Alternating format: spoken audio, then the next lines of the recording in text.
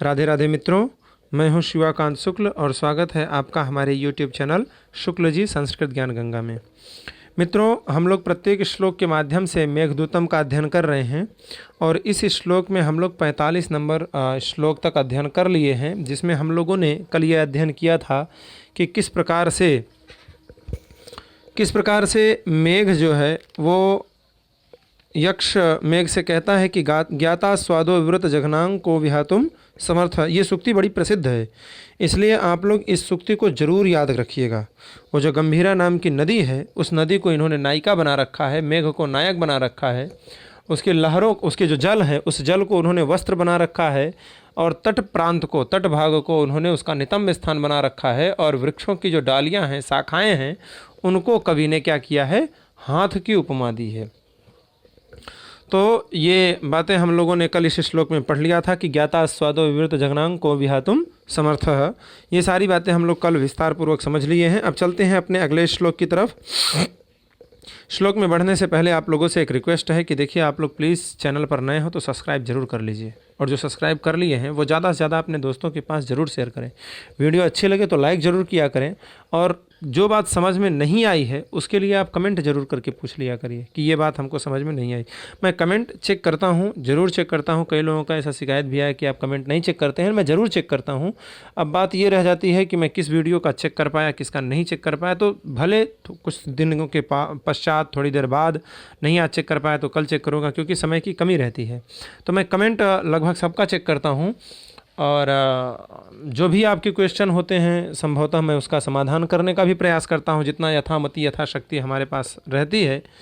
तो आप लोगों को अगर कोई बात नहीं समझ में आई है तो आप लोग कमेंट ज़रूर कर दिया करिए, इसमें कोई परेशानी नहीं है।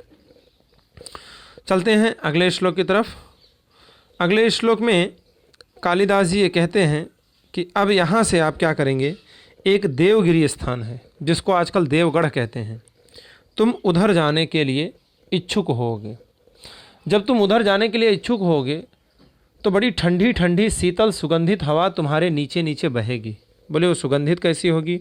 तो बोले जब आप बारिश का पानी बरसाएंगे तो आप लोगों ने भी देखा होगा, गांवों में जब बारिश की बूंदें पहली बार धरती पर पड़ती हैं, धरती गीली होती है तो उससे एक बड़ी सुगंधी निकलती है।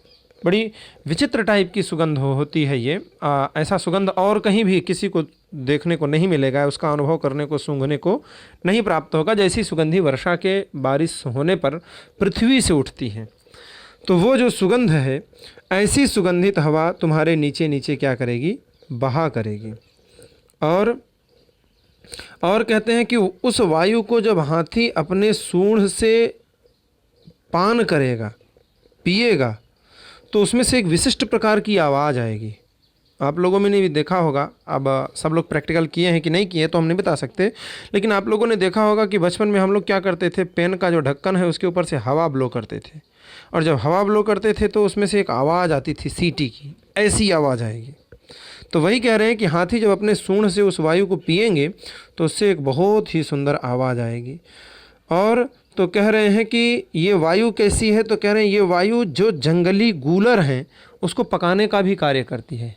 आप लोगों में ने भी देखा होगा, जैसे इस समय आम का सीज़न चल रहा है तो वृक्षों में आम खूब बढ़िया फल रहे हैं। जैसे ही बारिश होगी तो ये सारे आम पकना प्रारंभ कर देंगे। आम है, जामुन है, कटहल है, ये सब क्या हैं, सीज़न के हैं। जैसे ही बारिश होती है ना, अमरूद है, जैसे इस समय अमरूद फल रहा है, हमारा इलाहाबाद प्रयागराज तो वैसे भी अमरूद के लिए फेमस है। तो वही कह रहे हैं कि ये सारे फल जो हैं वो बारिश होते ही ये पकने लगती हैं। तो ये बारिश से कम, बारिश को छू करके जो हवा बहती है उस हवा से ज़्यादा पक जाते हैं। ठीक है, क्योंकि वो हवाएं गर्म होती हैं। आप लोगों ने भी देखा होगा, यद्यप ज़्यादा बारिश होने पर तो ठंडी होती है, लेकिन जैसे धरती तप रही है, तपते ही जैसे बारिश होती है तो आप लोगों ने देखा होगा कि बिल्कुल गरम गरम जैसा लगता है। ऐसा लगता है जैसे तवे पर पानी डाल दिया जाए तो धुआं धुआं निकल रहा है। इस प्रकार की जो वायु होती है वो पकाती है। तो उसी का वर्णन इस श्लोक में कालिदास जी करते हैं। आइए देखते हैं कालिदास जी के शब्दों में। त्वन्निष्यन्दोच्छ्वसित वसुधा गंध संपर्क रम्यः, त्वन्निष्यन्दोच्छ्वसित वसुधा गंध संपर्क रम्यः, श्रोतोरन्ध्रध्वनितसुभगं दन्तिभिः पीयमानः। श्रोतोरन्ध्रध्वनितसुभगं दन्तिभिः पीयमानः। नीचैर्वास्यत्युपजिगमिषोर्देवपूर्वं गिरिं ते।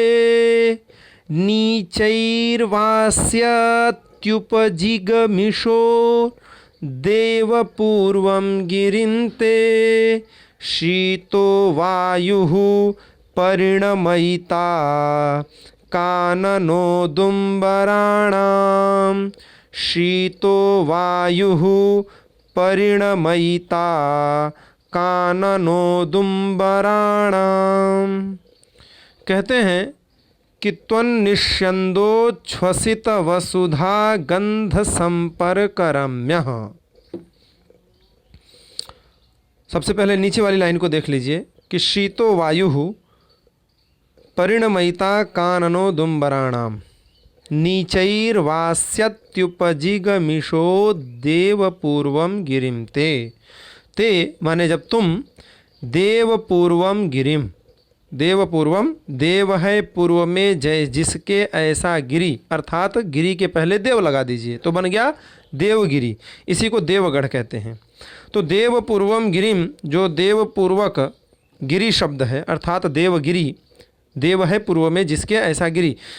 तो देवगिरी जो है उस देवगिरी के उपमाने निकट में जिगमिषोह तुम्हारी जाने की क्या है, इच्छा है। ऐसे इच्छुक ते माने तुम्हारे, नीचैहि माने नीचे नीचे, वास्यति शीत वायु वास्यति शीतल शीतल जो वायु है वो क्या होगी, बहेगी।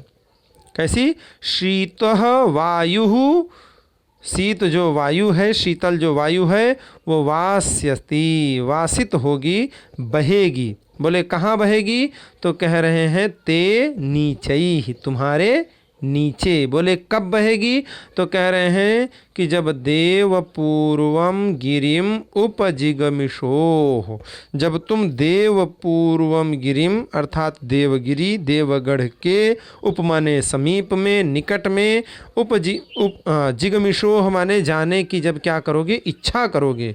ऐसे जब तुम इच्छुक रहोगे तो तुम्हारी इच्छा इच्छुक होते हुए ऐसे ते माने तुम्हारे, नीचे ही माने नीचे, जो शीतः वायु शीतल शीतल वायु है वो क्या होगी, वास्यति माने बहेगी। अब ये वायु कैसी रहेगी उसी का पूरे श्लोक में विशेषण दिया जा रहा है। वो वायु कैसी है, तो कह रहे हैं त्वन्निष्यन्दोच्छ्वसित वसुधा गंध संपर्क रम्य। त्वम माने तुम्हारे, जब तुम क्या करोगे, निष्यंद करोगे, निष्यंद माने वर्षा करोगे, निश्चंदित हो जाओगे, बरसोगे।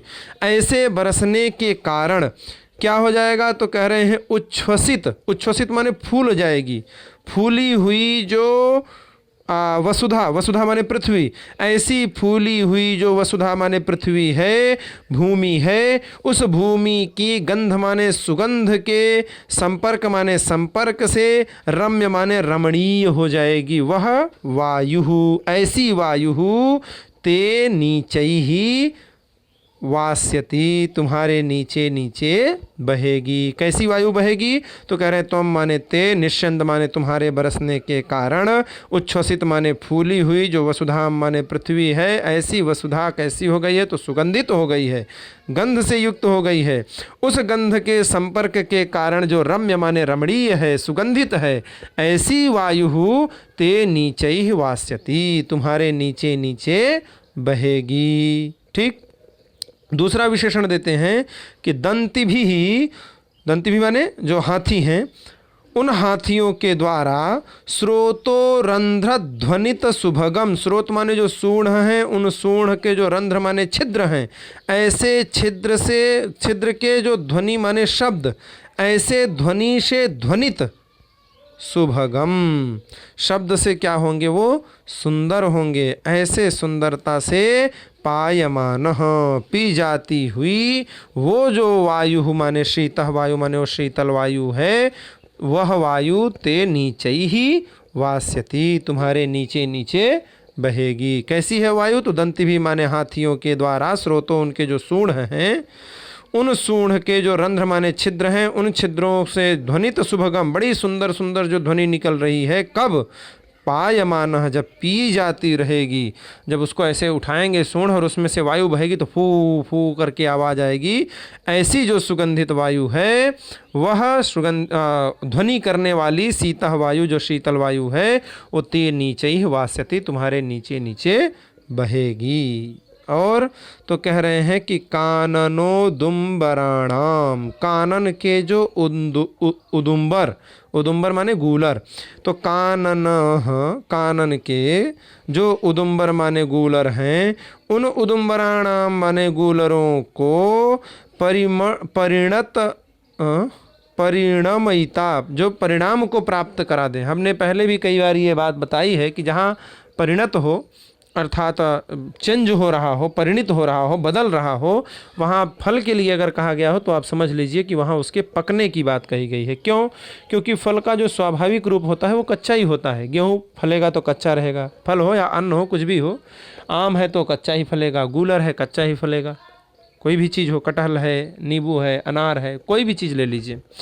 तो ये जो सारे फल हैं अर्थात जो उदुम्बर है, गूलर है, वह गूलर जब परिणमयिता, परिणमयिता माने पकने वाली, जो कैसी शीतः वायु, शीतल जो वायु है उसको पका देने वाली, उस वायु से क्या होती है? वो गूलर पक जाते हैं।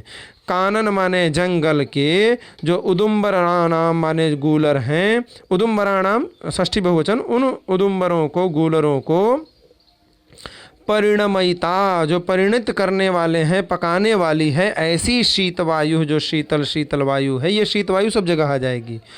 वह वायु देवपूर्वम गिरिम, जो देवगिरी है, उस देवगिरी के उपजिगमिशोह, जब तुम उसके समीप जाने के इच्छुक होगे, ऐसे ते माने तुम्हारे नीचे ही माने नीचे नीचे बहेगी। आशा करता हूँ ये पूरा श्लोक आप लोगों को अच्छी तरीके से समझ में आ गया होगा। चलते हैं अपने अगले श्लोक की तरफ। अगले श्लोक में कालिदास जी ये वर्णन करते हैं कि जो देवगिरी है, उस देवगिरी नामक, देवगढ़ नामक स्थान पर कार्तिकेय जी निवास करते हैं। वो कार्तिकेय जी वहाँ परमानेंट रहते हैं, नियत वस्तिम, ऐसा शब्द आया है। तो निश्चित रूप से वहाँ निवास करते हैं। तो तुम एक काम करना कि तुम स्वतः को, अपने आप को फूल वाला मेघ बना लेना, और आकाश गंगा के जल से आर्द्र किए हुए जो पुष्प हैं, उन पुष्पों की वर्षा करके कार्तिकेय जी का अभिषेक कर देना, उनको नहला देना खूब बढ़िया से। बोले क्यों? तो बोले ये वही कार्तिकेय जी हैं जिनका जन्म बड़ी विचित्र तरीके से हुआ था। आपको शायद पता हो कि एक ताड़कासुर नाम का राक्षस था। जब शंकर भगवान के जो ससुर जी हैं, दक्ष जी, उन्होंने यज्ञ किया था और उस यज्ञ में सती जी का प्राणांत हो गया था। सती जी ने योगाग्नि में अपने शरीर को भस्म कर लिया था। तो उसके बाद उस तारकासुर ने विचार किया कि शंकर भगवान तो अब विवाह करेंगे नहीं। तो जब उसने ब्रह्मा जी से वरदान मांगा कि मैं मरूं ही नहीं, ब्रह्मा जी ने मना कर दिया। तो उसने कहा कि अच्छा ठीक है, एक वरदान दीजिए कि शंकर जी के शुक्र से उत्पन्न जो पुत्र होगा उसी से मेरी मृत्यु हो जाए। इसने सोचा न शंकर जी विवाह करेंगे, न उनका पुत्र होगा और न मेरी मृत्यु होगी। शंकर जी ने विवाह किया। विवाह के पश्चात भी उनका कोई विशेष इंटरेस्ट न रहा। उसमें एक घटना ऐसी भी आती है कि जब अत्यधिक विलंब होने लगा तो अग्नि गए और भगवान शंकर के शुक्र को एक कपोत के रूप में, कबूतर के रूप में उन्होंने अपने मुख में धारण कर लिया। लेकिन वो इतना अमोघ तेज था कि इतना ज़्यादा उसमें तेजपन था, जलन था कि जब वो उसको धारण नहीं कर पाए तो उन्होंने उसे उठा करके फेंक दिया गंगा जी में। ठीक, उन्होंने क्या किया, उस तेज को जब नहीं सहन कर सके तो उस अग्नि को उन्होंने क्या कर दिया, गंगा जी में फेंक दिया। अग्नि ने उस तेज को गंगा जी में फेंक दिया और गंगा जी भी जब उसका सहन नहीं कर पाई तो उन्होंने क्या कर दिया कि उसे सरकंडों के मध्य डाल दिया। वहाँ सरकंडों में 6 कृत्तिकाएँ थीं। इन्हीं 6 कृत्तिकाओं ने उनका पालन पोषण किया। इसी से उनका नाम पड़ गया कार्तिकेय। ठीक, 6 मुख होने का कारण षडानन हो गए। तो इत्यादि प्रकार से देवताओं के सेनापति होने के कारण इनको सेनानी भी कहा जाता है। इनके कई नाम हैं। तो यही बात यहाँ पर कहते हैं इस श्लोक के माध्यम से कि तुम क्या करना कि अपने को पुष्पमय करके और जो आकाश गंगा है उस आकाश गंगा के जल से पुष्पों को आर्द्र कर लेना, भिगा लेना, और ऐसे भीगे हुए पुष्पों से कार्तिकेय जी को स्नान करवा देना, क्योंकि ये देवताओं के भी जो डर है उसमें जा कर के उनके डर को समाप्त करने वाले हैं। तारकासुर के से वो डर रहे थे और उस डर को समाप्त करने वाले हैं, इसलिए जा कर के उनका अभिषेक तुम अवश्य करना। इससे तुम्हारा मार्ग क्या होगा, सशक्त होगा, तुम्हारे मार्ग में कोई बाधा नहीं आएगी। आइए देखते हैं कालिदास जी के शब्दों में। ये कह रहे हैं कि तत्र स्कंदम नियत वसतिम पुष्पमेघीकृतात्मा, तत्र स्कंदम नियत वसतिम पुष्पमेघीकृतात्मा, पुष्पासारैः स्नपयुत भवान् व्योमगङ्गाजलार्द्रैः, पुष्पासारैः स्नपयुत भवान् व्योमगङ्गाजलार्द्रैः, रक्षाहेतोर्नवशशिभृता वासवीनां चमूना, मत्यादित्यं रक्षाहेतोर्नवशशिभृता वासवीनां चमूना, अत्यादित्यं हुतवः मुखे संभृतं तद्वितेजः, स्मत्यादित्यं हुतवः मुखे संभृतं तद्धितेजः। कहते हैं कि पुष्प मेघी कृतात्मा भवान, भवान माने आप क्या करना, तो कह रहे हैं अपने आप को पुष्प मेघी कृत आत्मा, आत्मा माने स्वतः को, अपने आप को पुष्प मेघी कृत, फूलों का मेघ बना लेना। ऐसा फूलों का मेघ बनाए हुए भगवान माने आप, व्योम गंगा जल आर्द्रैहि, व्योम के माने आकाश की जो गंगा है, कौन, आकाश गंगा, उस आकाश गंगा के जल से आर्द्र माने भीगे हुए पुष्प सारे पुष्पों की आसार करना, बौछार करना, और उस बौछार से तत्र माने वहाँ जो देवगिरी में नियत वसति माने नियम रूप से, स्थायी रूप से जो निवास कर रहे हैं, ऐसे निवास करने वाले स्कंद माने स्कंद भगवान कार्तिकेय को स्नपयतु माने स्नान करा देना। ठीक, पुष्प मेघी कृतात्मा, अपने आप को पुष्प का मेघ बनाए हुए, भगवान माने आप, व्योम माने आकाश की जो गंगा माने आकाश गंगा है, उस आकाश गंगा के जल से, आर्द्र माने गीले किए हुए, भीगे हुए जो पुष्प हैं, उन पुष्पों के आसार माने आसार से, बौछार करने से, उसकी बारिश करने से, तत्र माने वहाँ के जो नियत वसति, नियम रूप से, नियत रूप से, निश्चित रूप से, अवश्य में वो निवास करने वाले जो कार्तिकेय स्कंदम माने भगवान कार्तिकेय हैं, उन कार्तिकेय को स्नपयतु स्नान करा देना। बोले क्यों, तो कह रहे ही माने क्योंकि, तत् माने वह, वासवीनाम माने इंद्राणाम जो इंद्र हैं, उन इंद्र की, चमूनाम जो सेनाएं हैं, उन सेनाओं की, रक्षा हेतु, रक्षा के हेतु, रक्षा के निमित्त, रक्षा करने के लिए, नव शशिभृता हुतवह मुखे, नव शशि माने नवीन, शशि माने चंद्रमा को, जो भृत माने धारण करने वाले, ऐसे कौन, भगवान शंकर, चंद्रमा को कौन धारण कर रहा है, भगवान शंकर, नवीन चंद्रमा, ऐसे नव शशि भृता, नवीन चंद्रमा को, शशि माने चंद्रमा, ऐसे चंद्रमा को जो भृता माने धारण करने वाले भगवान शंकर, उन भगवान शंकर के द्वारा हुतवह माने अग्नि, हवन किए हुए को जो वहन करता हो, ले जाता हो, देवताओं तक पहुंचाता हो, उसे कहते हैं हुतवह। अभिज्ञान शाकुंतलम के मंगलाचरण में ही आया है। ठीक है, या सृष्टि सृष्टुराद्या वहति विधिहुतम, वहति विधिहुतम, विधि प्रकार से जो किया हुआ हवन है उसको वहति माने जो ले जाता है, देवताओं तक पहुंचाता है। वही कह रहे हैं कि हुतवह माने जो अग्नि है, उन अग्नि के मुखे माने मुख में, संभृतम माने डाला गया था।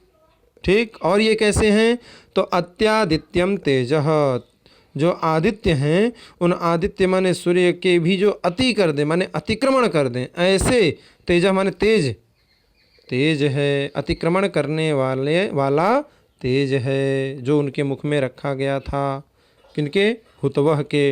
हुतवह मुखे संभृतम, हुतवह के मुख में रखी गई जो उनका शुक्र था भगवान शंकर का। नौ शशिभृता, नवीन शशि को जो धारण करने वाले हैं, ऐसे भगवान शिव के द्वारा हुतवह मुखे, हुतवह माने अग्नि के मुख में डाला गया था। वो कैसा था?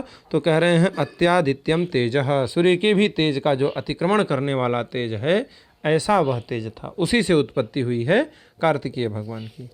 आशा करता हूँ आप लोगों को ये श्लोक भी बड़े अच्छे तरीके से समझ में आ गया होगा। चलते हैं अगले श्लोक की तरफ।